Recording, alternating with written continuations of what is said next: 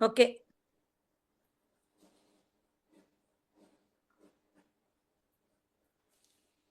దేవునికి వందనాలు. చేరి వచ్చిన అందరికీ వందనాలు. ఆ దేవుడు మళ్ళీ ఈ పునరుత్థాన దినమున మనందరం చేరి ఇలా దేవుని స్తుతిస్తూ ఆరాధిస్తూ ఆయన వాక్యాన్ని ధ్యానించుకునే కృప అనుగ్రహించినందుకు మరొకసారి వందనాలు చెల్లించుకుంటూ ఈరోజు మూలవాక్యం ఆదికాండం 15వ అధ్యాయం 6వ వచనం. ఆదికాండం 15వ అధ్యాయం 6వ వచనం. అతడు యెహోవాను నమ్మెను, ఆయన అది అతనికి నీతిగా ఎంచెను.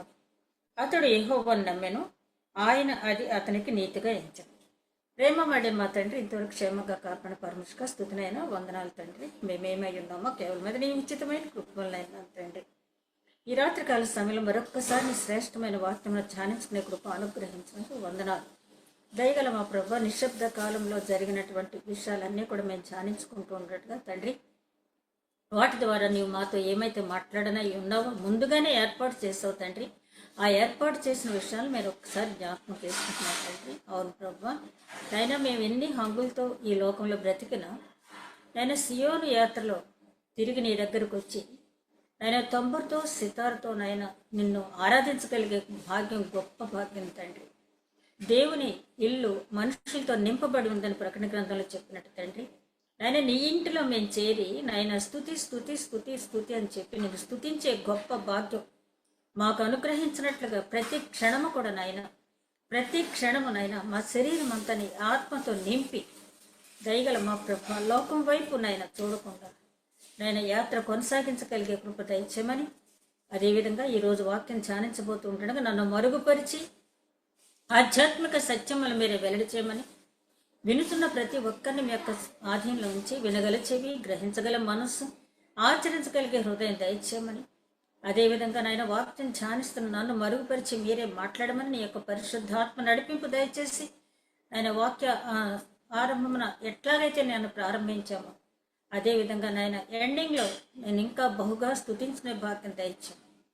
ఏ రకమైన ఇబ్బంది లేకుండా కాపాడమని మా ప్రభువును నీ ప్రియ కుమారుడని యేసుక్రీస్తు ద్వారా వేడుకొంచున్నాం తండ్రి. ఆమేన్. దేవునికి వందనాలు. మరొకసారి చేరొచ్చిన మన అందరికీ కూడా వందనాలు.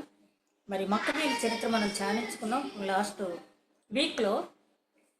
మరి మత్తతీయ అనే ఒక యాజకుడు మోడిం అనే గ్రామంలో ఉన్న వ్యక్తి ఏ విధంగా ఆలయ పరిశుద్ధతను కాపాడటానికి అందరికీ పిలిపించాడు.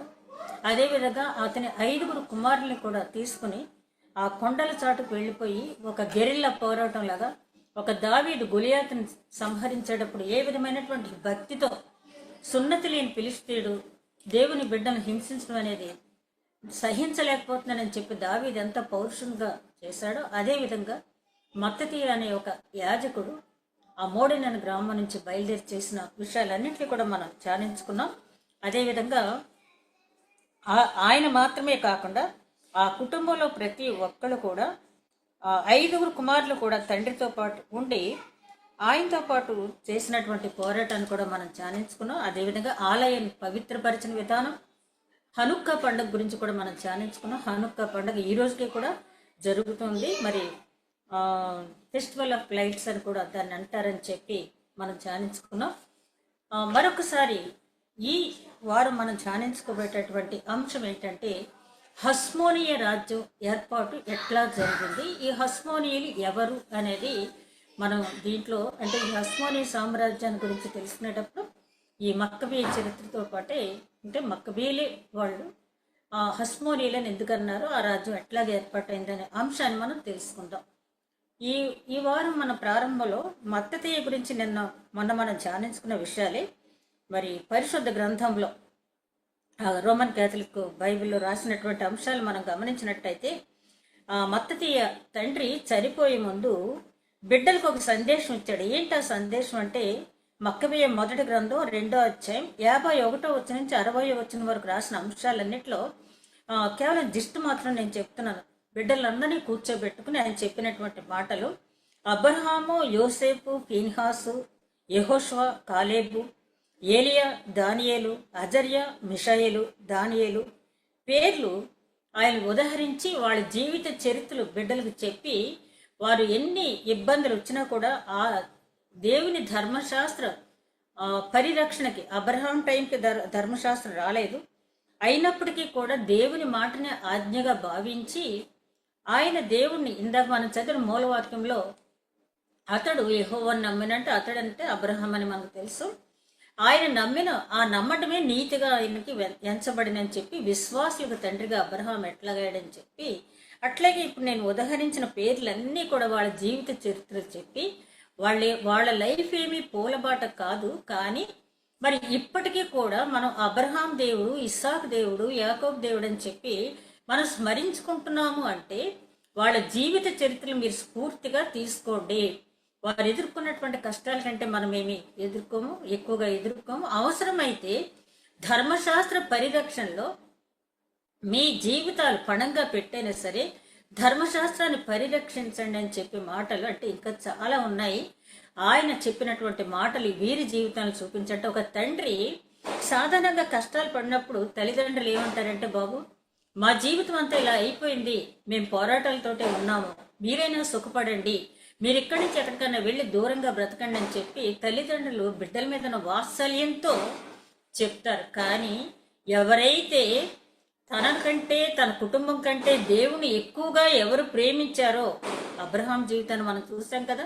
సొంత కుమారుడు ఇస్సాకుని బలి ఇమ్మని దేవుడు అడిగినప్పుడు వెనుతీయక ఇవ్వటం అంటే సామాన్యమైన విషయం కాదు. అందుకని ఆయన విశ్వాసులు తండ్రి అయ్యాడు. కాబట్టి ఇక్కడ మత్తతీయ కూడా తన జీవితం అంతా వృద్ధాప్యం వచ్చే వరకు కూడా ఆ ధర్మశాస్త్ర పరిరక్షణకి, ఆ దేవుని వాక్య పవిత్రతని కాపాడుకోవటానికి తను ఎంత త్యాగం చేశాడని మనం ధ్యానించుకున్నాం. అన్ని పోరాటాలు చేసి కూడా తన 5 కుమారుల్ని కూర్చోబెట్టి చివరి మాటలుగా ఆయన చెప్పింది ఏంటంటే, మీరందరి జీవితాలతో మీరు స్ఫూర్తి పొందండి, ఎట్టి పరిస్థితుల్లోనూ కూడా ధర్మశాస్త్ర పరిరక్షణ వెనకడుగు వెయ్యవద్దు. ఆలయం అపవిత్రపరచబడినప్పుడు మీరు వెనకడుగు వెయ్యవద్దు. ఒకవేళ ఆ పోరాటంలో, ఆ ప్రయత్నంలో మీ జీవితాలు పోయినా కూడా, మీ ప్రాణం పోయినా కూడా మీరు దేవుని రాజ్యంలో ఉంటారు అని ఆయన అక్కడ డైరెక్ట్గా ఉదహరించలేదు. కానీ మీరు వెనకడుగు వెయ్యొద్దు, దేవుని యందు మీరు విశ్వాసం ఉంచండి అని ఆయన చెప్పడం. నాకు అది చదువుతూ ఉంటే ఇన్ని పోరాటాలు చేసిన తండ్రి ఆ కుమారులకు ఇచ్చినటువంటి సందేశం ఎంత గొప్ప సందేశం ఇచ్చాడు కదా ఆయన. మరి ఈ నిశ్శబ్ద కాలం గురించి మనం ధ్యానించేటప్పుడు నాకైతే అనిపించింది, ఆ 430 సంవత్సరాల నిశ్శబ్ద కాలంలో ఎట్లాగా ఉంటుంది అని చెప్పి దేవుడు ముందుగానే చెప్పాడు. ఆ సంఘటనలన్నీ కూడా ఇప్పుడు మనకి పునరావృతం అవుతూ ఉన్నాయి. అంటే చరిత్ర ఎప్పుడు కూడా మళ్ళీ రిపీట్ అవుతూ ఉంటుంది అంటారు కదా. గతంలో జరిగింది ప్రసంగి అంటాడు కదా, గతంలో జరిగింది ఇప్పుడు మనం చూస్తున్నామని. ఏమీ పొల్లిపోకుండా ఆనాడు ధర్మశాస్త్రం మీద దాడి ఎలాగైతే చేశారో, ఈవేళ మన పరిశుద్ధ గ్రంథం మీద అదే దాడి జరుగుతుంది. అదేవిధంగా ఆ రోజు ఆలయం మీద ఎట్లాగైతే దాడి చేశారో, ఈవేళ మన ఆలయాల మీద కూడా అట్లాగే దాడి జరుగుతుంది. ఆ రోజు విశ్వాసుల మీద ఏ రకమైన దాడి జరిగిందో ఇప్పుడు కూడా అదే జరుగుతుంది. కానీ ఇక్కడికి ఉన్నటువంటి డిఫరెన్స్ ఏంటంటే, అప్పుడున్నటువంటి మత్తతీయ కుటుంబం లేకపోతే మత్తతీయతో పాటు ఆ కుమారులు ఆయన అనుసరించిన వారు ఉన్నట్టుగా ఈ రోజుల్లో ఎంతమంది ఉండగలుగుతున్నాం అనేది మాత్రం మనం ప్రశ్నించుకోవాలి. తను పిల్లలకి ఆ మాట చెప్పడం మాత్రమే కాకుండా అదే మొదటి గ్రంథం 2వ అధ్యాయం 65వ వచనంలో ఆయన అంటాడు, ఒక్కొక్క పిల్లవాడి గురించి 5 కుమారుల గురించి అక్కడ ముగ్గురు గురించి మాత్రం అక్కడ చెప్పడం జరిగింది. యూదా బలశాలి. యూదా అంటే మక్కబి 2వ కుమారుడు కదా, 3వ కుమారుడు యూదా. ఆ యూదానే ముందు తండ్రి బాధ్యత తీసుకున్నాడు. అతన్ని బట్టి మక్కబీలు అనే పేరు వచ్చింది. ఎందుకంటే అతను చేసే అరవీర భయంకరమైనటువంటి పోరాటాలు చూసి ఇతడు మాట్లాడిన ఒక ప్లాన్ చేసినది ఎదటి వారి హృదయంలో గుండెల మీద కొట్టినట్టు, సుత్తితో కొట్టినట్టు ఉంటుంది. కాబట్టి ఇతనికి సుత్తి వంటి వాడు అని చెప్పి అరామీ భాషలో ఉన్నటువంటి గ్రీక్ భాషలో కూడా అర్థం తీసుకున్నట్టయితే అక్కడి నుంచి మక్కపీలు అనే పేరు వచ్చింది. యోధా గురించి ఏం చెప్తాడంటే, యోధా బలశాలి అని చెప్పాడు. కాబట్టి తండ్రి తర్వాత బాధ్యత యోధా తీసుకోవటం జరిగింది. ఇక 2వ కుమారుడు సీమోను గురించి తండ్రి చెప్పింది ఏంటంటే, ఇతను తండ్రి వంటి వాడు, తండ్రికి ఎట్లాగైతే మీరు లోపడతారో సీమోను కూడా మీరు అట్లాగే లోబడండి. ఈ ఇద్దరు గురించి చెప్పాడు. మిగతా వాళ్ళ గురించి అంటే ఎలియాజరు గురించి మనం లాస్ట్ వీక్ ధ్యానించుకున్నాం కదా. ఎలియాజరు అక్కడ ఉన్న వాళ్ళు ఆ అపవిత్రమైనటువంటి ఆ జంతువు మాంసం, పంది మాంసం తిన్నట్టయినా నటించకుండా ప్రాణత్యాగం చేశాడు.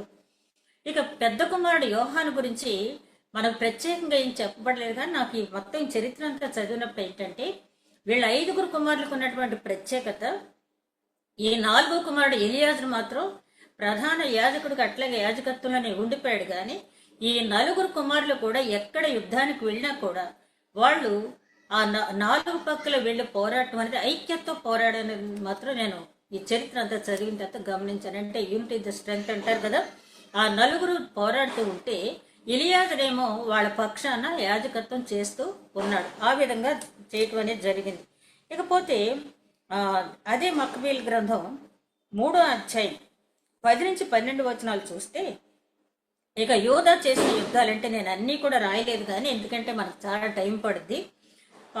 ఈ యోధ ఏ టైం నుంచి ఏ టైం వరకు ఉన్నాడు అంటే క్రీస్తు పూర్వం 167 నుంచి 61 వరకు 6 సంవత్సరాల కాలం ఇతను ఇతను ఆ యుద్ధాలు చేయటం అనేది జరిగింది. ఈ మక్కబీల్ తరపున ఎలాసా వద్ద యుద్ధంలో అపోలియాస్ను ఓడించి అతని దగ్గర ప్రసిద్ధి చెందిన ఖడ్గం ఉన్నట్టు ఆ ఖడ్గాన్ని తీసుకుని జీవితకాలం ఆ ఖడ్గాన్ని అతను దగ్గర పెట్టుకున్నట్టుగా చూస్తాం.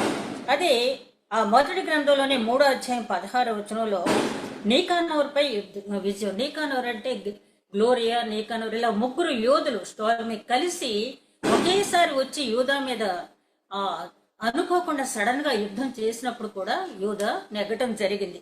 ఈ ఇతను విధానం ఎలా ఉంటుందంటే యుద్ధానికి వెళ్ళేటప్పుడు మరి తండ్రి మద్దతు అనుసరించిన విధానం ఏంటంటే ఆ కొండ గుహల్లోకి తన 5 కుమారులు తీసుకుని వెళ్ళిపోయే ముందు ఆ యూదయ ప్రాంత వీధుల్లో తిరిగి దేవుని మహిమ కోసం నేను పోరాడుతున్న మహిమ పోకుండా, ఆలయ పవిత్రత పోకుండా, ధర్మశాస్త్రం యొక్క పవిత్రత పోకుండా ఉండాలని కాపాడుతున్నాను, నాతో పాటు వచ్చేవాళ్ళు ఎవరైనా ఉంటే రండి అని చెప్పి వీధుల్లో తిరిగి ఆయన ప్రకటించి ఛాలెంజ్ చేసి మాట్లాడాడంట ఆయన.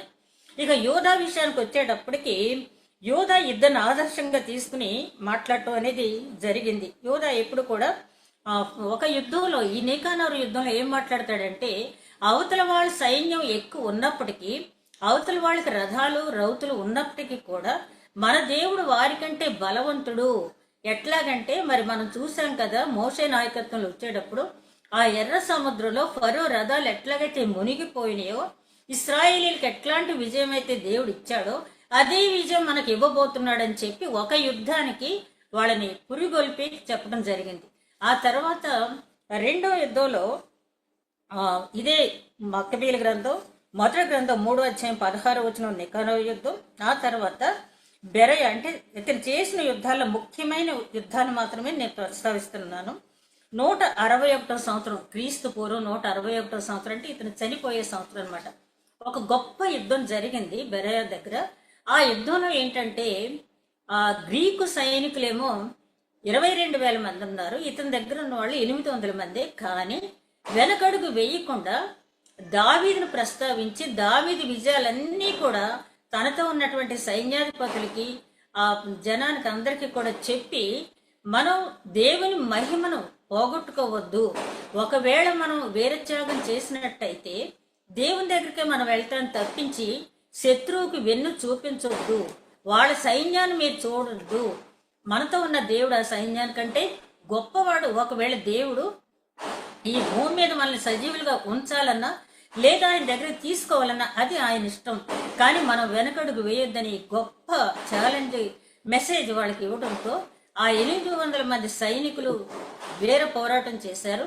యోధా కూడా వీర పోరాటం చేసి ఆ యుద్ధంలో మరణించడం అనేది జరిగింది. యోధా కాలంలో ఒక గొప్ప పని ఆయన ఏం చేస్తాడంటే, అప్పట్లో రోమన్స్కి గ్రీకులకి ఒకరంటే ఒకరు సింహాసనం దక్కించుకోవటానికి అని చెప్పి వాళ్ళు పోరాడుకుంటున్న టైంలో రోమన్స్తో ఒక సంధి చేసుకున్నాడు. ఏంటంటే గ్రీకులు మీ మీదకు వస్తే మేము మీకు సహాయం చేస్తాము, ఒకవేళ మా మీదకి గ్రీకు వీళ్ళు వస్తే, సైన్యం వస్తే మీరు మాకు సహాయం చేయండి అని చెప్పి ఒక సంధి చేసుకున్నాడు. ఆ సంధిని అప్పట్లో ఇత్తడి పలకల మీద వ్రాసి, వాళ్ళ దగ్గర రాసిన పలకలు 2 పలకల మీద రాసి, ఆ రాసినటువంటి అంశాలు వాళ్ళ దగ్గర పలకలు 6 పలకలు, వీళ్ళకి ఒక 6 పలకలు సైన్యంతో సహా పంపించడం అనేది జరిగింది.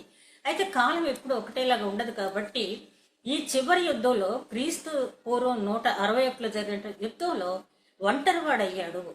ఈ మక్కబి యూదా మక్కబి ఒంటరి వాడయ్యాడంటే అవతల నుంచి రోమన్ సైన్యం ఇతనికి సహాయం చేయలేదు. అయినప్పటికీ వీర పోరాటం చేసి ఆయన మరణించాడు. అక్కడితోటి మక్కబి యూదా మక్కబి మరణించడం జరిగింది. ఆయన తర్వాత వచ్చినవాడు ఐదో కుమారుడు జొనాథన్. ఐదో కుమారుడు ఎందుకంటే ముందేమో మూడో కుమారుడు తీసుకున్నాడు, నాలుగో కుమారుడేమో యాజకుడిగా ఉండిపోయాడు. మొదటి కుమారుడు ఎక్కడ యుద్ధాలు చేసినట్టు అంటే చేశాడు, కానీ అతనికంటూ ప్రత్యేకంగా ఈ టైం నుంచి ఈ టైం వరకు ఇతను యుద్ధాలు చేశాడని కానీ అతని గురించి పేర్కొనబడలేదు. అంటే అందరితో కలిసి చేశాడు, పెద్ద కుమారుడు కాబట్టి ఎక్కువ కాలం చేసి ఉండకపోవచ్చు. ఇక్కడ మనం గమనించినట్టయితే ఈ యోనాతను 161 నుంచి 143 వరకు హైయెస్ట్ పీరియడ్, అంటే మక్కబీల చరిత్రలో హైయెస్ట్ పీరియడ్ 18 సంవత్సరాలు చేశాడు. ఇతని గురించి చెప్పాలంటే ఇతనికి ఒక బిరుదు ఉంది, ఏంటంటే అప్పుస్, APPUS. అప్పుస్ అంటే ఉపాయశాలి, మార్గదర్శి ఇతనికి పేరుకి తగినట్టుగానే ఇతడు చాలా ఆ స్పార్క్, అంటే ఆ సమయానికి తీసుకోవాల్సిన నిర్ణయం ఏంటనేది వెంటనే తీసుకునే ఉపాయం అతనికి ఉంది కాబట్టి ఆ బిరుదని రావటం జరిగింది. మక్కబీల చరిత్ర మొదటి గ్రంథంలోనే 4వ అధ్యాయంలో 28వ వచనం నుంచి 31వ వచనం వరకు చూస్తే యూదయ ప్రాంతంలో విపరీతమైన కరువు అనేది వచ్చిందట. వచ్చినప్పుడు జనం భోజనానికి కూడా, త్రాగే నీటికి కూడా అల్లాడిపోయారు. ఆ టైంలో మరి 4వ అధ్యాయం 20 నుంచి 31 వరకు మనం గమనించినట్టయితే ఆ టైంలో ప్రజలు వచ్చి యోనాతాన్ని, నీవు నాయకత్వం వహించు, మాకు మీ అన్నయ్య చనిపోయాడు, మీ నాన్న చనిపోయాడు, మీ 4వ అన్నయ్య ఇలాగా చనిపోయాడు, కాబట్టి మాకు నీవు తప్పించి వేరే దిక్కు అనేది లేదు, నువ్వు మాకు నాయకత్వం వహించని చెప్పి ప్రజలు యోనాతాన్ని కోరుకోవటం జరిగింది. యోహాను, సీమోను, యోనాతాను కలిసి అనేక యుద్ధాలు చేసినట్టుగా మనం అక్కడ చూస్తాం. ఆ మక్కబీల గ్రంథం చరిత్రలో 4వ అధ్యాయంలో ఈ ముగ్గురు అన్నదమ్ములు యోహాను, సీమోను, యోనాతాను, ఈ ముగ్గురే కదా ఉన్నారు. ఎందుకంటే యూదా మక్కబి చనిపోయాడు, ఎలియాజరు చనిపోయాడు, 5గురిలో ఈ ముగ్గురు ఉన్నారు. కాబట్టి ఎవరు నాయకత్వం వహించినా కూడా మిగిలిన ఇద్దరు కూడా వాళ్ళకి సహకరించారు. అది వీళ్ళలో ఉన్నటువంటి గొప్పతనం. అలా కలిసి యుద్ధాలు చేస్తున్న టైంలో ఈయన అలెగ్జాండర్ బాలాస్ అనే వ్యక్తిని యోనాతాను అలెగ్జాండర్ బాలాస్ అనే సిరియా రాజు యోనాతాను ప్రధాన యాజకుడిగా చేశాడు. చేయటమే కాకుండా రాజమిత్రుడనే ఒక బిరుదు, సైన్యాధిపతిగా చేయటం, యూదయ రాష్ట్ర అధికారిగా నియమించడం, తర్వాత అతనికి కొన్ని గ్రామాలు కూడా ఇవ్వటం అనేది జరిగింది. ఇక్కడ మనం ఆలోచించవలసింది ఏంటంటే ఈ అలెగ్జాండర్ బాలాస్, అతనికి యోనాతాను మీద నమ్మకం కుదిరింది. అతను చేసినటువంటి యుద్ధాలు చూసి ఈయన నాకు తప్పకుండా పనికొస్తాడు, నాకు రైట్ హ్యాండ్గా ఉంటే మంచిదని చెప్పి అతను ఏం చేశాడంటే ఈయన్ని ప్రధాన యాజకుడిగా, సైన్యాధిపతిగా, యూదయ ప్రాంతానికి అక్కడ ఉన్నటువంటి రాష్ట్ర అధ్యక్షుడిగా కూడా చేయటం జరిగింది. రాజమిత్ర అనే బిరుదు కూడా ఇవ్వటం జరిగింది. భుజకీర్తులు అంటే ఎవరికో కానీ ఇచ్చేవాళ్ళు కాదు ఆ టైంలో, ఆ భుజకీర్తులు కూడా యోనాతానికి ఇవ్వటం అనేది జరిగింది. ఇక్కడ మనం ఆలోచించవలసింది ఏంటంటే ఒక లేవీయుడు సైన్యాధిపతిగా ఉండకూడదు, రాజు కిరీటం పెట్టుకోకూడదు. మనం నిర్గమకాండలో 34వ అధ్యాయంలో చూస్తే యాజకుడు పెట్టుకోవాల్సిన కిరీటం అదొక ప్రత్యేకమైన కిరీటం, దాని మీద పరిశుద్ధుడు అని రాసి ఉంటుంది, యెహోవా పరిశుద్ధుడని రాసి ఉంటుంది. ఆ కిరీటం మాత్రమే ప్రధాన యాజకుడికి తగిన కిరీటం ధరించాలే తప్పించి ఒక లేవీయుడు ఎప్పుడు కూడా రాజ కిరీటం ధరించకూడదు. లేవీయుడు యాజక ధర్మం చేయాలి.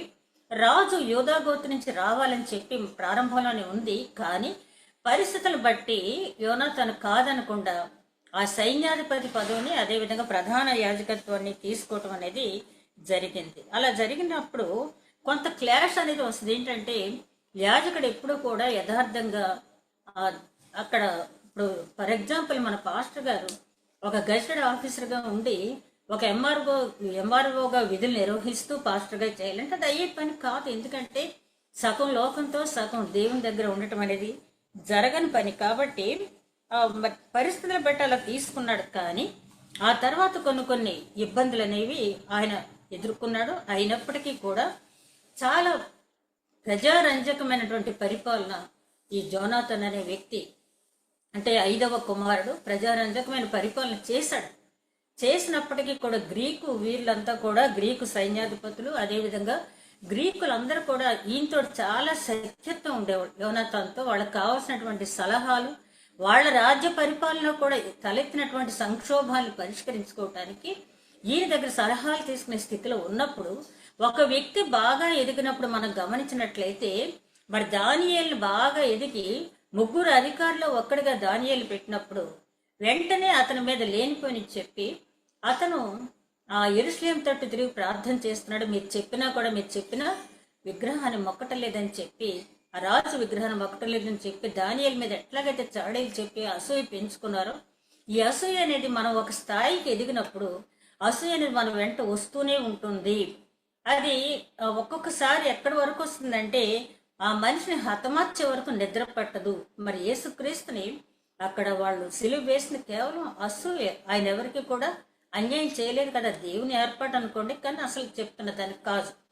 ఇలా ఉంటున్న టైంలో తూఫ్రోన్ అనే గ్రీకు సైన్యాధిపతి ఏం చేశాడంటే చాలా పొగిడాడు యోనాతాను వచ్చి. నీ శౌర్యం, నీ ఉపాయం, నీ మార్గదర్శకత్వం చూస్తూ ఉంటే నాకు నిజంగా నీలాంటి స్నేహితుడు నాకు చాలా అవసరం. నీవే గనుక నాకు అన్నదమ్ముల్లో ఉన్నట్టయితే నేను చాలా సంతోషించేవాడిని. అసలు నేను చూస్తా ఉంటే దేవుడు నీకు ఇంత జ్ఞానం, ఇంత బలశౌర్యాలు ఇచ్చాడని చెప్పి చాలా పొగుడుతాడు. పొగిడి మన ఇద్దరం కలిసి చాలా విషయాలు మాట్లాడుకోవాలి రమ్మని చెప్పి తను ఆహ్వానిస్తాడు. యోనాతాను స్నేహంగా ఉన్నాడు కదా, నమ్మి, ఒక్కొక్కసారి స్నేహితులే మనల్ని మోసం చేస్తారు కదా, నమ్మి వెళ్ళిన తర్వాత అతను మాయోపాయం చేత యోనాతాన్ని చంపేశాడు. అక్కడ అసలు ఎవరు కూడా ఊహించరు యోనాతాన్ని ఆ రకంగా. ఎంత ఉపాయశాలైనా కూడా ఒక్కొక్కసారి మనుషులను నమ్మటం అనేది చాలా ప్రమాదకరమైన విషయం. అందులో ఇట్లాంటి పదవుల్లో ఉన్నప్పుడు అంటే అక్కడ వరకు ఉండటం, అక్కడి నుంచి తీసుకువెళ్ళటం అనేది దేవుని చిత్తం కావచ్చు. కానీ మనం ఇక్కడ తెలుసుకోవాల్సింది ఏంటంటే మనల్ని అతిగా పొగిడి రహస్యంగా మళ్ళీ రమ్మని మనం ఇద్దరమే మాట్లాడుకోవాలని చెప్పి, ఎందుకంటే గ్రీకులకి వీళ్ళకి పడదు, అనేకమైన యుద్ధాలు చేసి ఉన్నారు. అట్లాంటి వ్యక్తి, ఆ శత్రురాజ్యానికి చెందినటువంటి వ్యక్తి పొగిడి మనిద్దరూ ఏకాంతంగా మాట్లాడుకోవాలని తీసుకెళ్ళినప్పుడు ఇక్కడ మనం నేర్చుకోవాల్సింది ఏంటంటే, మనం ఈ వాక్యాలు చదివేటప్పుడు అవి ఎప్పుడూ అయిపోయినాయి, కానీ చాలా విషయాలు మనం నేర్చుకోవాల్సిన అంశాలు ఉన్నాయి. కాబట్టి ఎప్పుడూ కూడా అట్లాంటి ఆపదలో మనం పడకూడదని చెప్పి యోనాతాను జీవిత చరిత్ర మనకు చెప్తుంది. 18 సంవత్సరాలు చాలా మార్గదర్శకంగా పరిపాలించినటువంటి వ్యక్తి ఆ చనిపోవటం అనేది మక్కబీయులకి తీరనటువంటి విషాదం మిగిల్చింది. వాళ్ళందరూ కూడా చాలా దుఃఖ దినాలు కూడా జరిపినట్టుగా మనం అక్కడ చూస్తాం. ఆ తర్వాత రెండవ కుమారుడైనటువంటి సీమోను నాయకత్వంలోకి వచ్చాడు. ఇతను క్రీస్తు పూర్వం 143 నుంచి 135 వరకు ఈయన పరిపాలించాడు. అంటే ఎప్పుడైతే జోనాతాన్ చనిపోయాడో 143లో వెంటనే ఇతను పౌరులోకి వచ్చాడనమాట. ఈ సీమోను గురించి తండ్రి ముందే చెప్పాడు కదా, తండ్రి వంటి వాడు, అతనికి మీరు లోబడి ఉండండి అని చెప్పినట్టే. మరి సీమోను చరిత్ర ముందు నుంచి మక్కబీల చరిత్రలో మనం చూసినప్పుడు ఈ ఫలానా ప్లేస్ లో మీరు చెయ్యాలి, ఫలానా ప్లేస్ కు నువ్వు వెళ్ళాలని చెప్పి అన్నదమ్ములకి అతను చెప్పినప్పుడు వాళ్ళు అతని మాట ఎదిరించకుండా, యోహాను సీమోను కంటే పెద్దవాడు, మరి అలాగే జోనాతాన్ కూడా, అలాగే యోధా ఉన్నంతసేపు యోధా చెప్పినట్టేమో వీళ్ళు విన్నారు, ఆ తర్వాత సీమోను మాట విన్నారు. అట్లా వినటం వల్ల అంటే ఒక్కొక్కసారి పెద్దవాళ్ళ కంటే చిన్నవాళ్ళకి దేవుడు జ్ఞానం ఇవ్వచ్చు. ఆ జ్ఞానం గురించి తండ్రి చెప్పాడు కాబట్టి, తండ్రి బాగా స్టడీ చేసి చెప్పగలిగిన సామర్థ్యం తండ్రికి ఉంటుంది కాబట్టి తండ్రి చెప్పిన మాటను వీళ్ళు తూచా తప్పకుండా మిగతా వాళ్ళు పాటించారు. సీమోనుకి చాలా ఆధిక్యత అంతవరకు ఇచ్చుకుంటూ వచ్చారు. ఆ తర్వాత ఈయన 143వ సంవత్సరంలో క్రీస్తు పూర్వం 143వ సంవత్సరంలో వచ్చిన తర్వాత ఆయన ఏం చేశాడంటే అక్కడ ఉన్నటువంటి ఆ సిరియా రాజుతోటి మాట్లాడి, ఆయన రెండవ దేమేత్రి అంటారు, ఆయనతో మాట్లాడి మాకు మేము స్వయం పరిపాలన మాకు కావాలి అని చెప్పి అడగటం జరిగింది. 143లో ఈ సీమోను రాజ్యానికి వచ్చిన తర్వాత 142కి వాళ్ళకి సంపూర్ణ స్వాతంత్ర్యం, అంటే యూదయ ప్రాంతానికి వాళ్ళను వాళ్లే పరిపాలించినటువంటి రాజ్యంగా ఏర్పడింది. దీన్ని హస్మోనియన్ సామ్రాజ్యం అంటారు. హస్మోనియన్ సామ్రాజ్యం ఎందుకంటారంటే ఈ మక్కబీలకి పూర్వీకుడు ఒక ఆయన, పెద్ద ఆయన, ప్రతిభా పాఠవాలు ఉన్నటువంటి వ్యక్తి, అన్ని రంగాల్లో కూడా మరి మంచి జ్ఞానవంతుడైనటువంటి వ్యక్తి, ఆయన పేరున ఈ రాజ్యం అనేది ఏర్పడింది. క్రీస్తు పూర్వం 142వ సంవత్సరంలో ప్రకటించారు మాకు సంపూర్ణ స్వాతంత్రం కావాలన్నప్పుడు వాళ్ళు ఇవ్వటం. అంతేకాకుండా అక్కడ ఏం జరిగిందంటే వీళ్ళు సొంతగా నాణెములు ముద్రించుకోవటం, అదేవిధంగా వీళ్ళు సొంతగా క్యాలెండర్ ముద్రించుకోవటం, అదేవిధంగా వీళ్ళ మీద ఉన్నటువంటి పన్నులన్నీ కూడా రద్దు చేయటం. ఈ 3 విషయాలు జరిగింది. ఒక దేశానికి సార్వభౌమత్వం అంటే అదే కదా, సొంతగా కరెన్సీ, అదేవిధంగా ఒక క్యాలెండరు, ట్యాక్స్ మేము కట్టక్కర్లేదు, మేము స్వయం పాలిత ప్రాంతం అదని చెప్పి వాళ్ళు ప్రకటించుకోవడం జరిగింది. అంతే మాత్రమే కాకుండా సీమోన్ ఏం చేశాడంటే అంతకుముందు ఈ గ్రీకులు, సిరియన్స్ వీళ్ళ స్థలాలు, పొలాలు, వీళ్ళ ఆయుధాలు అన్నీ కూడా ఏదైతే వాళ్ళు తీసుకెళ్ళిపోయారో వాటిని అన్నిటికీ మళ్ళీ తిరిగి తీసుకొచ్చాడు. అంటే ఎవరైతే స్వాధీనం చేసుకున్నారో, ఇతరులు ఎవరైతే స్వాధీనం చేసుకున్నారో ఆ స్వాధీనం చేసుకున్న వారి దగ్గర నుంచి మళ్ళీ తిరిగి తీసుకురావడం అనేది జరిగింది. ఇక సీమోను కాలంలో మనం చెప్పాలంటే ఈ రాజ్యం స్థిరపడిన తర్వాత ఆయన చేసిన పని ఏంటంటే తన అన్నదమ్ములు 5 అన్నదమ్ములకి తర్వాత తల్లిదండ్రులు ఇద్దరికి, అంటే సీమోను బ్రతికుంటాడు కానీ 5 అన్నదమ్ములకి తల్లిదండ్రులకి కలిపి 7 స్తూపాలు బోడిన్ అనే గ్రామంలో కట్టించాడు. అమరవీరుల గుర్తుకు తెచ్చే స్తూపాలు ఉంటాయి కదా, మరి నేను ఆ స్తూపాలను మీరు పేర్లు అయితే చూడలేదు కాబట్టి మరి 7 స్తూపాలు అంటే ఈయన బ్రతికుంటాడు కానీ 7వ స్తూపం కట్టించాడా, లేకపోతే మరి ఇంకా ఆయన తండ్రికి ఏమన్నా భార్య ఇంకొకరు ఉన్నారు అదని నాకు తెలియదు. అక్కడ మనకి ఇవ్వలేదు కాబట్టి నేనైతే అనుకోవటం ఏంటంటే తల్లి తండ్రికి అలాగే తన అన్నదమ్ములతో పాటు తనకు కూడా స్తూపం కట్టించుకుని ఉండవచ్చు. ఆ స్తూపాలు కట్టించిన తర్వాత వాటి ఎదురుగా పెద్ద పెద్ద స్తంభాలు అక్కడ కట్టించడం జరిగింది. ఆ స్తంభాల మీద ఏం చేశాడంటే ఈయన ఓడల బొమ్మలు, ఆయుధాల బొమ్మలు వేశాడు. ఎందుకంటే ఈయన నాణేలు ముద్రించడం, క్యాలెండర్ పెట్టుకోవటం, మరి పన్నులు రాయికి పొందడం మాత్రమే కాకుండా ఆయన ఏం చేశాడంటే వాళ్ళకి కావలసిన ఆయుధాలను వాళ్ళే తయారు చేసుకునే పర్మిషన్ కూడా అక్కడ తీసుకోవటం జరిగింది. అంటే పూర్తి స్వాతంత్రం, పూర్తిగా సార్వభౌమత్వం అనేది దీనికి వచ్చింది. కాబట్టి ఆయన అక్కడ చేసినటువంటి పని చేశాడు. తర్వాత 13వ అధ్యాయం, మక్బీల గ్రంథం 13వ అధ్యాయంలో చూసినట్టయితే ఇక సీమోనుకి ప్రజలందరూ కూడా మద్దతు అనేది ఇవ్వటం జరిగింది. ఎందుకంటే చాలా ప్రజారంజకమైన పరిపాలన చేస్తూ ఉన్నాడు. తన అన్నదమ్ములు ఏమాత్రం తీసుకోకుండా ఆయన పరిపాలన చేస్తూ ఉన్నాడు. ఆ తర్వాత గెసెర్ అనే ప్రాంతాన్ని ఆక్రమించుకున్నాడు. అక్కడ తనకు ఒక భవనాన్ని, ఒక గొప్ప భవనాన్ని నిర్మించుకున్నాడు. అదేవిధంగా 13వ అధ్యాయంలో మక్బీల గ్రంథం మొదటి గ్రంథం 13వ అధ్యాయంలో మనం గమనించినట్టయితే యెరూషలేములో జయప్రవేశం చేశాడు. ఎందుకంటే అంతకు ముందంతా కూడా పరాయి రాజుల పరిపాలనలో ఉన్నారు. ఇప్పుడు వీళ్ళకి పూర్తి స్వాతంత్రం వచ్చింది కాబట్టి యెరూషలేములకు జయప్రవేశం, ఖర్జూరపు మట్లు అవన్నీ పట్టుకొని చాలా ఆనంద గానాలతో పాడుకుంటూ జయప్రవేశం చేయటం మాత్రమే కాకుండా తన పెద్ద కుమారుడైనటువంటి యోహాన్ని సైన్యాధిపతిగా చేసి అతనికి ఒక ప్రాంతంలో గెసెరు కోటలో అతన్ని ఉంచాడు. ఆ పెద్ద కుమారుని అతనికి ఆ కోటలో ఉంచాడనమాట. ఆ తర్వాత 14వ అధ్యాయంకి వచ్చేటప్పటికి ప్రజలు సీమోన్ చేసిన కార్యక్రమాలన్నింటినీ చూసి స్తుతి గీతం పాడారంట.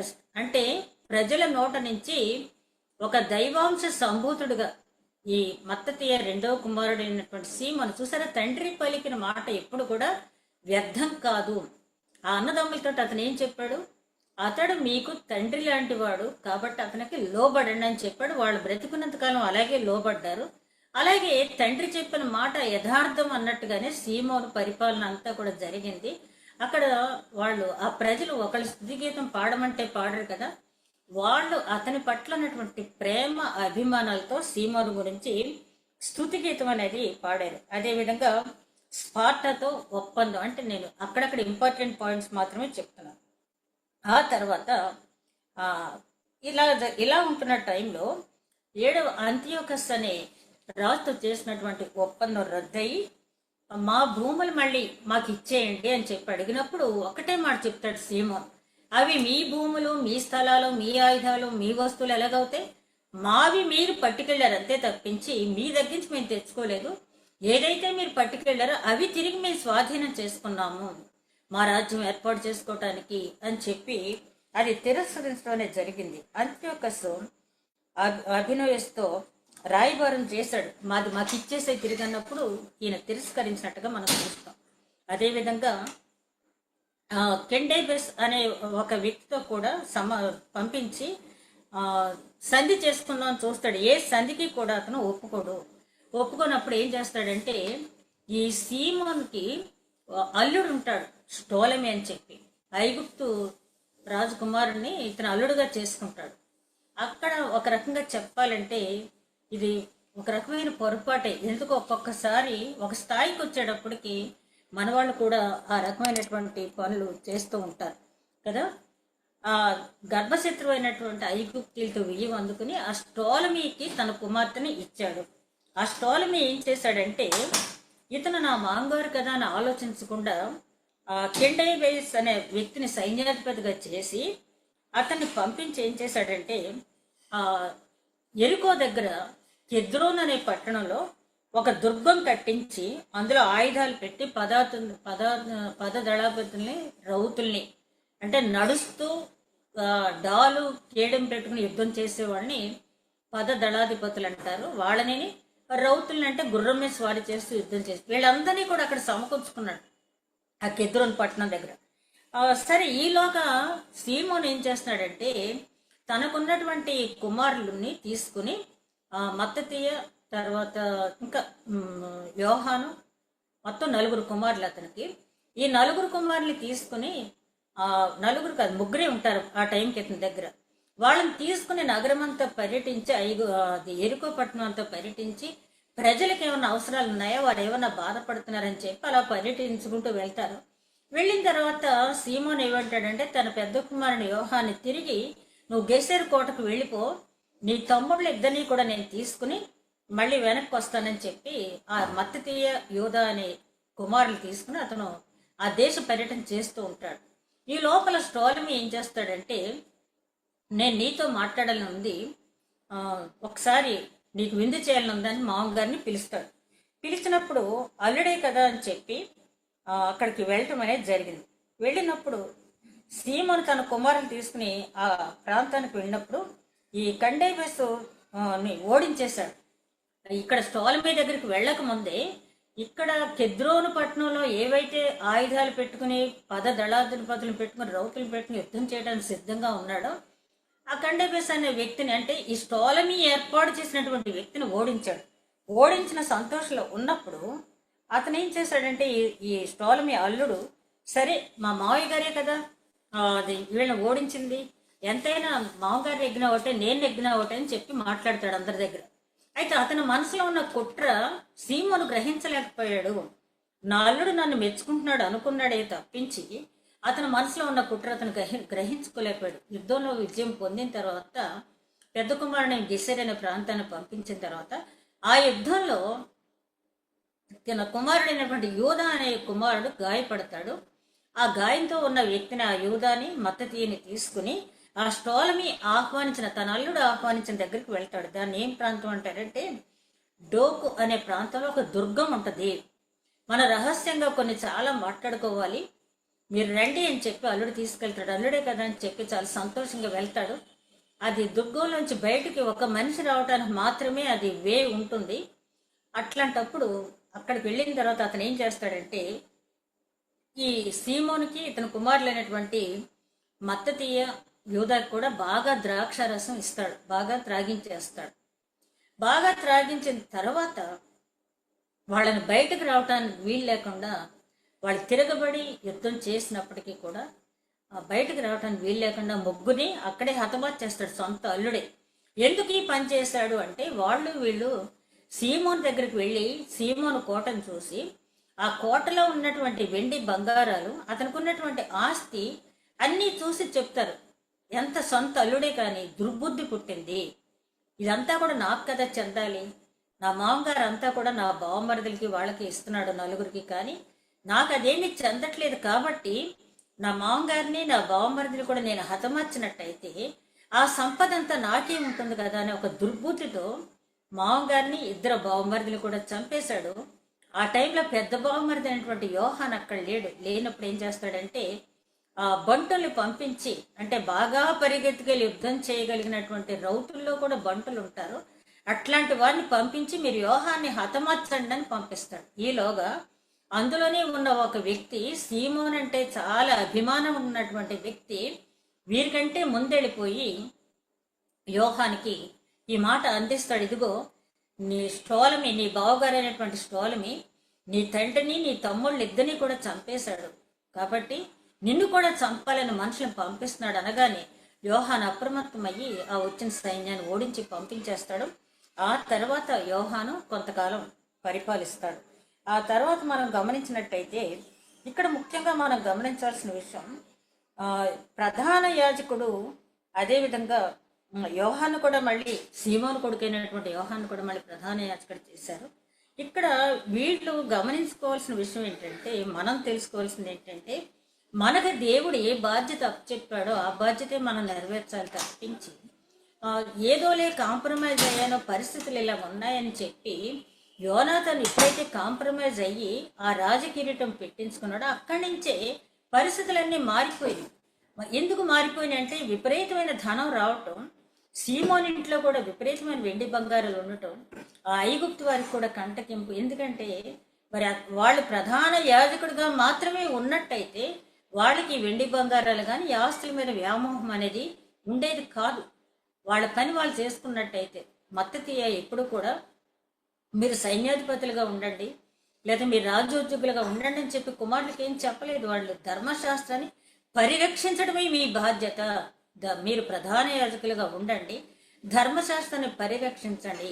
ఈ సందర్భంలో నేను ఈ చరిత్ర చదువుతుంటే ఒక ప్రధాన యాజకుడు, ఆయన పేరైతే నేను రాశారుగా నేను దీంట్లో రాయలేదు.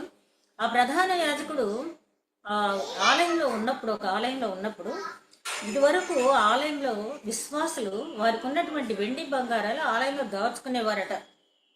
అది చూసి ఒక అతను ఒక గ్రీకు రాజుకు వెళ్ళి, ఇదిగో మా ఆలయంలో చాలా వెండి బంగారాలు ఉన్నాయి, మీరు తెచ్చుకోండి, నాకు కొంత ఇవ్వండి అని చెప్తాడు. అది నిజమా కాదని చెప్పి ఆ రాజు ఏం చేస్తాడంటే ఒక స్పైని పంపిస్తాడు, ఒక గూఢచారిని, ఆలయంలో ఉన్నది కరెక్టేనా కాదా అని చెప్పి పంపించినప్పుడు వాళ్ళు నిజమే మా ఆలయంలో ఉన్నాయి, కానీ అవన్నీ కూడా విశ్వాసులు దాచుకున్నటువంటి ధనం, అది కాకుండా మిగిలిన ధనం అంతా కూడా ఆలయంలో అర్చనాది కార్యక్రమాలు పండుగలు జరిపించడానికి మాత్రమే ఉంటాయి తప్పించి వేరే ఉండవని చెప్పినా కూడా వాళ్ళ ఆలయంలో ప్రవేశించినప్పుడు ఆ ప్రధాన యాజకుడు తనకు అప్పగించిన పని, ఒక ప్రధాన యాజకుడుగా తనకు అప్పగించిన పని నెరవేర్చడానికి 3 దినముల నిద్రాహారాలు మాని సాష్టాంగ ప్రమాణం దేవుని సన్నిధిలో పడి ఉపవాసం చేసినప్పుడు అతని మొహం కూడా వివరణం అయిపోయినప్పుడు జనులు అతన్ని చూచి మన ప్రధాన యాజకుడు ఈ విధంగా ఉన్నాడని చెప్పి వాళ్ళందరూ వచ్చి వచ్చిన శత్రువు మీద యుద్ధం చేసి దాన్ని రక్షించుకుంటే ప్రధాన యాజకుడు బాధ్యత ఎంతగా నెరవేర్చుకున్నాడు. ఎవరైనా సరే 2 డ్యూటీస్ ఎవరు కూడా నెరవేర్చలేరు. అసలు విరుద్ధం, రాజు అనేవాడు యూదా గోత్రం నుంచి రావాలని తెలిసి కూడా వీళ్ళు ఆ ప్రధాన యాజకత్వం తీసుకోవడం అనేది చాలా పొరపాటు. అలాగే ఇక్కడ ఇంకొక సంగతి ఏంటంటే, క్రీస్తు పూర్వం 164వ సంవత్సరంలో ఏ అంత్యోకస్ ఎపిఫానీస్ అయితే ఆలయంలో ప్రవేశించి దాన్ని అపవిత్రం చేశాడో, ఒకనొక సమయంలో ఒక యుద్ధంలో అతను ఓడిపోయి గాయపడతాడు. ఆ గాయపడినప్పుడు అతనికి ఒక విచిత్రమైన వ్యాధి వస్తుంది. ఈ ఆలయాన్ని అపవిత్రపరిచినటువంటి అంత్యోకస్ ఎపిఫానీస్ మనకు తెలుసు కదా, ఆ నిషిద్ధమైనటువంటి జంతువుని తీసుకెళ్ళి అక్కడ అర్పించడం, చాలా దురాగతాలు చేశాడు కదా. అతను ఒక యుద్ధంలో ఓడిపోయినప్పుడు ఒక గాయం తగిలి ఒక విచిత్రమైన వ్యాధి వస్తుంది. ఈ వ్యాధి వచ్చి దుర్భరమైనటువంటి వాసన వస్తుంది అతని దగ్గర నుంచి. వచ్చినప్పుడు ఎవరు కూడా అతను దరి చేరటానికి ఇష్టపడరు. ఒక గోని పట్టాలాంటిది వేసి దాని మీద కప్పి కర్రతో పెట్టి అతని స్వస్థలానికి మోసుకొని వస్తారంటే చాలా దూరంగా ఏదో ఒక జంతువును, ఒక చనిపోయిన జంతువుని ఎట్లాగైతే తీసుకువెళ్తారో అలా తీసుకొస్తారు. ఆ తీసుకొచ్చే టైంలో చాలా పశ్చాత్తాపడతాడు. అదంతా కూడా మక్కబీలు గ్రంథంలో ఉంది. ఆ పశ్చాత్తాపం చదువుతూ ఉంటే నాకైతే, అతను పడిన పశ్చాత్తాపం చదువుతుంటే నాకైతే వెంటనే అసలు ఎంత అనుకోకుండానే ధారాపాతంగా కన్నీళ్ళు వచ్చేసిన, అంత పశ్చాత్తాపడ్డాడు. ఈ అంత్యోకస్ ఎపిఫానీస్ అనేవాళ్ళు మన పెద్దలు ఏం చెప్తారంటే, థియాలజిస్టులు, అంత్యక్రీస్తునికి ఇతను ముంగుర్తు అని చెప్పి అతను అనుకుంటాడు. ఒక లేఖ రాసి పంపిస్తాడు. ఎవరికి? యూదయ ప్రాంతంలో ఉన్నటువంటి అధికారికి, అప్పట్లో ఉన్న అధికారికి రాసి పంపిస్తాడు. ఏమనంటే, నేను మీ దేవుని పట్ల, మీ ధర్మశాస్త్రం పట్ల నేను చాలా తప్పుగా ప్రవర్తించాను. చేయకూడనటువంటి దుష్ట కార్యాలు చేశాను, నేను పశ్చాత్తాపడుతున్నాను. మీ దగ్గర నుంచి ఏ వస్తువులు అయితే తీసుకెళ్ళాను వాటికి రెట్టింపు కొత్త పాత్రలు, నేను ఆ దీపస్తంభం, ఆ తెర అన్ని నేను పంపిస్తాను. మీ దగ్గర నుంచి ఏమైతే తీసుకున్నానో అన్నీ కూడా నేను చెల్లిస్తాను. నేను స్వయంగా యూదా మతం స్వీకరిస్తాను, ధర్మశాస్త్ర పరిరక్షణ చేయాలనుకుంటున్నాను నేను అంటాడు. కానీ అతనికి సమయం అనేది దొరకపోయింది. అతను కుమారుణ్ణి అతను ఒక మాట చెప్తాడు ఏంటంటే, రాజులు ఎక్కడికన్నా వెళ్ళినప్పుడు రాజ్యానికి ఒక వారసుని పెట్టేళ్ళేవాళ్ళు. ఎందుకంటే రాజు లేని రాజ్యం అంటే అందరికీ చులకన. కాబట్టి నేను నామకహ నా కుమారుని ఇక్కడ రాజుగా పెడుతున్నాను అంటే ఏడవ అంత్యోక సార్, మీరు అందరూ కూడా నా కుమారుని ఆదరించండి అని చెప్పి, నేను చాలా పశ్చాత్తాపడుతున్నాను. నా జీవితాన్ని చూసి ఎవరు కూడా యూదుల దేవుని జోలికి వెళ్ళకండి, యూదుల ధర్మశాస్త్రం జోలికి వెళ్ళకండి, యూదుల ఆలయాన్ని అపవిత్రపరచడానికి ఎవరు వెళ్ళకండి. ఆ దేవుడు మహా ఉగ్రత కలిగిన దేవుడు, ఎంతటి కరుణామయుడో అంతటి రోషము కలిగినటువంటి దేవుడు, అంతటి మహోన్నతుడైన ఆ ఆలయం జోలికి మీరు వెళ్ళకండి అని చెప్పి ఆయన రాసి పెట్టి చనిపోతాడు. ఆ పశ్చాత్తాపం అనేది గొప్ప పశ్చాత్తాపం.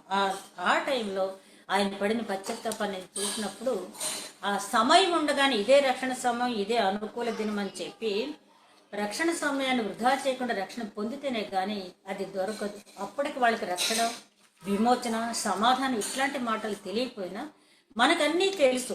మనం ఎంతవరకు దాన్ని సద్వినియోగం చేసుకుంటున్నాం. అదేవిధంగా ఎంత ఉన్నత స్థితిలో ఏర్పాటైనటువంటి ఈ హస్మోనియన్ సామ్రాజ్యం అంటే సీమోను 142వ సంవత్సరంలో, క్రీస్తు పూర్వం 142వ సంవత్సరంలో సంపూర్ణ స్వాతంత్ర్యం తీసుకొచ్చినప్పటికీ కూడా సీమోను కుమారుడు, అది ముగ్గురు చనిపోయారు కదా, యోధా, మత్తతీయ, యోహాన్ చనిపోయారు. మూడో కుమారుడు అయినటువంటి హెర్కెస్ ఆ టైంలో అక్కడ ఉండడు తండ్రి దగ్గర. కాబట్టి అతను బ్రతికి బయటపడ్డాడు. ఈ సీమోను కుమారులో మూడో కుమారుడు హెర్కెస్. ఇతన్ని జాన్ హైకస్ అంటారు. ఈ హెర్కెస్ 135వ సంవత్సరం నుంచి 105వ సంవత్సరం వరకు అంటే 30 సంవత్సరాలు అతను రాజ్య పరిపాలన చేశాడు. ఆథరైజ్డ్గా హస్మోనియన్ సామ్రాజ్యం అనేది ఈ జాన్ హైకస్ అంటే సీమోన్ యొక్క మూడో కుమారుడు రాజ్య పరిపాలన చేపట్టిన తర్వాతే వచ్చింది. అతని పరిపాలన అంతా బాగానే సాగింది. ఆ తర్వాత జనరేషన్ అంటే మత్తతీయ తర్వాత అతని కుమారులు, అతని మనవడు తర్వాత 4వ తరం అంటే మునిమనవుడు తరంలో మొదటి అరిస్టోబుల్, తర్వాత యాంటిగోనస్, ఆ తర్వాత అలెగ్జాండర్ బెన్నియస్, ఇతని భార్యకు అలెగ్జాండర్. వీళ్ళు అందరూ కూడా క్రీస్తు శకం 67 క్రీస్తు పూర్వం 67 వరకు ఏదో చిన్న చిన్న కెలామిటీస్ వచ్చినా కూడా హస్మోనియన్ సామ్రాజ్యాన్ని వీళ్ళు కాపాడుకుంటూనే వచ్చారు. ఈమె ఈ అలెగ్జాండర్ చనిపోయిన తర్వాత అంటే అలెగ్జాండర్ బెన్నియస్ అంటే మత్తతీయ 4వ తరం అనమాట ఇది. ఈ అలెగ్జాండర్ బెన్నియస్ అనే అతని భార్య చనిపోయిన తర్వాత ఇక్కడ సింహాసనం కోసం పోరాటం అనేది మొదలైంది. అన్నదమ్ములు ఎవరు కుమారులు వీళ్ళు? ఈ అలెగ్జాండర్ బెన్నియస్ అనే అతని కుమారులు ఇద్దరు. ఎవరు? రెండవ హెర్కెస్, అదేవిధంగా రెండవ అరిస్టాబుల్. వీళ్ళిద్దరూ కొట్టుకుని వీళ్ళకి తెలియకుండానే ఒకడు రోమన్ సామ్రాజ్య అధిపతి దగ్గరికి వెళ్ళి, పాంపే దగ్గరికి వెళ్ళి, మా అన్నయ్యని దించేసి నాకు రాజ్యం ఇవ్వని తమ్ముడు, మా తమ్ముడిని దించేసి నాకు రాజ్యం ఇవ్వని చెప్పి అన్నగారు వెళ్ళారు. ఇతను ప్రధాన యాజకుని పోస్ట్ తోటి సరిపెట్టుకోవాలనుకున్నాడు అన్నగారు. కానీ తమ్ముడు ఏం చేశాడంటే, అన్నగారు కేవలం ప్రధాన యాజకుడిగా ఉండటానికి కూడా అతను ఇష్టపడలేదు. ప్రధాన యాజకుడిగా నేనే ఉండాలి, రాజుగా కూడా నేనే ఉండాలని చెప్పి ఒక దురాశతో, చూసారా, ఈ 4వ తరానికి వచ్చేటప్పటికి 1, 2, 3, 4 5వ తరం ఇది. 5వ తరానికి వచ్చేటప్పటికి వీళ్ళలో ఒక దుర్బుద్ధి, దేవుని ధర్మశాస్త్రం ఏమన్నా అయిపోనివ్వండి, ఆలయ పవిత్రత ఏమైనా అయిపోనివ్వండి, మాకు మెయిన్ కావాల్సిందే రాజ్యాధికారం అని చెప్పి ఈ రెండవ అరిస్టోబుల్ అనే అతను ఏం చేశాడంటే, తనకు తానుగా కిరీటం తనే పెట్టేసుకున్నాడు. ఎవరు పెట్టకుండా తనకు తానే పెట్టుకుని వీళ్ళెళ్ళి పాంపే దగ్గరికి వెళ్ళి ఒకళ్ళు తెలియకుండా ఒకళ్ళు అడిగినప్పుడు పాంపే ఏం చేశాడంటే అలాగే ఇద్దరికి హామీ ఇచ్చి అతను చేసిన పని ఏంటంటే పరమ దుర్మార్గమైనటువంటి పని. క్రీస్తు పూర్వం 63వ సంవత్సరంలో యెరూషలేములో ప్రవేశించి ఈ అన్నదమ్ములు ఇద్దరు అతనికి ఎలాగో బానిసయ్యారు కాబట్టి చాలా ధైర్యంగా యెరూషలేంలో ప్రవేశించి అక్కడ 3 నెలలు యెరూషలేంలో యుద్ధం చేశాడు. 3 నెలల కాలం పాటు యెరూషలేంలో ప్రజలకి మంచినీరు లేదు, ఆహారం లేదు. 12,000 మంది చనిపోయారు. ఈ అన్నదమ్ములు ఇద్దరు కూడా సింహాసనం కోసం కొట్టుకుంటూ ఉంటే రక్తం ఏర్లై ప్రవహించింది. ప్రజలు వీళ్ళేనా మత్తతీయ జనరేషన్, వీళ్ళేనా మత్తతీయకు వారసులు, వీళ్ళేనా యూదా మక్కబీ వారసులు, వీళ్ళేనా సీమోను వారసులు, వీళ్ళేనా అని చెప్పి వాళ్ళు గుండెలు బాదుకున్నారు. అన్నదమ్ములు ఇద్దరు కూడా కత్తి దూసి సింహాసనం కోసం రహదారిలో పడి కొట్టుకుంటే రక్తం ఏర్లై పారింది. ఆ రోజులో ఉన్న జనాభాలో 12,000 మంది యెరూషలేంలో హతమార్చబడ్డారు. ఆ తర్వాత సునాయాన సంఘ ఏం చేశాడంటే, పాంపే ఈ రోమన్ సైన్యాధిపతి యెరూషలేమును ఆక్రమించేయటమే కాకుండా ఇంకొక పని, చాలా దుర్మార్గమైన పని ఏం చేస్తాడంటే, ఎప్పుడైతే యెరూషలేమును పట్టుకున్నాడో వెంటనే ఆలయంలో ప్రవేశించేశాడు. ఆ సైనిక దుస్తులతోటి, ఆ బూట్లతోటి వెళ్ళిపోయాడు లోపలికి. ఎందుకు వెళ్ళిపోయాడు అంటే, ఆ లోపల ఏదో ధనాగారాలు ఉంటాయి, ఏదో ఒక బంగారు విగ్రహం ఉంటుంది, దాన్ని పట్టుకెళ్ళిపోదాం వెళ్ళాడు. కానీ అక్కడ ఏమీ లేవు, అంతా కూడా ఖాళీ. ఒక విగ్రహారాధన ఉండదు కాబట్టి విగ్రహం కూడా అక్కడ లేదు. నిరాశతో వెనక్కి తిరిగి వచ్చాడు. కానీ యూదులంతా కూడా ఈ అన్నదమ్ములు చేసినటువంటి ఈ పని వల్ల యెరూషలేము దేవాలయం ఎంత అపవిత్రమైపోయిందని బాధపడ్డారు. బాధపడిన తర్వాత వీళ్ళ తర్వాత వచ్చిన వాళ్ళు అలెగ్జాండర్, ఆంటిగోనస్ అనే వచ్చారు. ఈ అలెగ్జాండర్ కుమార్తె మరియామ్నే, అంటే 6వ తరానికి వచ్చేటప్పటికి, మక్కబీల వారసత్వంలో 6వ తరానికి వచ్చేటప్పటికి మరియామ్నే అనే ఆమెను మహాహేరోదు వివాహం చేసుకున్నాడు. అంటే మక్కబీల సామ్రాజ్యంలో అల్లుడైపోయాడు హెరోదు. ఈ హెరోదు అల్లుడైన తర్వాత ఇతని దుష్టబుద్ధి ఏంటంటే, ఇతనికి 2 కుమారులు, మరియామ్నేకి పుట్టినటువంటి కుమారులు 2 ఉన్నారు. హెరోదు భార్య అయినటువంటి మరియామ్నేకి హెరోదుకి పుట్టిన 2 కుమారులు ఉన్నారు. ఎవరంటే వాళ్ళు అలెగ్జాండర్, అరిస్తోబుల్. ఈ కుమారులు 2ని చంపేశాడు. ఎందుకంటే ఈమె మక్కబీ వంశాన్ని నుంచి వచ్చింది, ఈ హస్మోనియన్ సామ్రాజ్యానికి చెందింది ఈవిడ చేతిలో నేను కీలుబొమ్మ అనుకుంటున్నారు జనం. హెరోదు ఏదో గవర్నర్గా వచ్చాడే కానీ ఇతను ఫుల్ పవర్స్ లేవు. రోమీల చేతిలోనూ మక్కబీల చేతిలో ఇతను కీలుబొమ్మ అని చెప్పి అందరూ అనుకుంటారని అతను భావించి ఆ పిల్లల్ని ఇద్దరిని, ఇక్కడ సొంత కుమారులు 2ని చంపేశాడు, భార్యని చంపేశాడు. అంత మాత్రమే కాకుండా అతని బావమరిదైనటువంటి అరిస్తోబుల్ అనే అతను ఆ రోజుల్లో ఒక ప్రధాన యాజకుడిగా మంచి పేరు తెచ్చుకుని ప్రజల మన్ననలు పొందుతున్నాడని చెప్పి అతను ఏం చేశాడంటే, ఎరుకో ప్రాంతంలో ఒక నీళ్ళు ఉన్నటువంటి ఒక నదిలో అతను ముంచి చంపేసి అది ప్రమాదం అని చిత్రీకరించారు. వీళ్ళకి తెలియకుండానే వీళ్ళ కొట్లాట్లో ఏం జరిగిందంటే, ఈ హెరోదు ఎవరు, ఎదోమీయుడు తీసుకొచ్చి అతని రాజ్యాన్ని వీళ్ళు అప్పగించారు. ఈ రకంగా మనం గమనించినట్టయితే ఈ నిశ్శబ్ద కాలంలో జరిగినటువంటి అంశాలు మనం ఈ మక్కబీల చరిత్ర, ఈ హస్మోనియన్ సామ్రాజ్యం పతనం ఎందుకయిందంటే, 6వ తరానికి వచ్చేటప్పటికి ఏ సింహాసనం కోసం వాళ్ళు కొట్టుకున్నారో ఆ సింహాసనం దూరం అయిపోవటమే కాకుండా వాళ్ళ పూర్వీకులు ఎంత పవిత్రంగా ధర్మశాస్త్రాన్ని, ఆలయ పవిత్రతని కాపాడాలని ప్రాణత్యాగం చేశారో, ఆ ప్రాణత్యాగానికి ఏమాత్రమూ విలువ లేకుండా వీళ్ళు కేవలం సింహాసనం గురించి కొట్టుకుని రోమా ప్రభుత్వానికి వీళ్ళు బానిసలైపోయారు. అలా బానిసలైపోవటం వల్ల తర్వాత మనం బ్రీఫ్గా చూసినట్టయితే ఈ బానిసత్వం ఎంతవరకు వచ్చిందంటే, క్రీస్తు శకం 26వ సంవత్సరం వచ్చేటప్పటికి యూదయ ప్రాంతానికి పొంతి పిలాతు గవర్నర్గా వచ్చేసారు. ఆ తర్వాత జరిగిన విషయాలన్నీ కూడా మనకి తెలుసు. అంటే నిశ్శబ్ద కాలం అని మనం అనుకుంటాము, కానీ నిశ్శబ్ద కాలానికి జరిగినటువంటి ప్రణాళిక దేవుడు ముందే రచించేశాడు. ఆ ప్రణాళిక ప్రకారం అన్నీ జరిగినాయి. ఇక్కడ మనం గమనించుకోవాల్సింది ఏంటంటే, దేవుడు చూస్తూ ఊరుకునే దేవుడు కాదు, ఇశ్రాయేలు కాపాడే దేవుడు కునుకడు, నిద్రపోడు.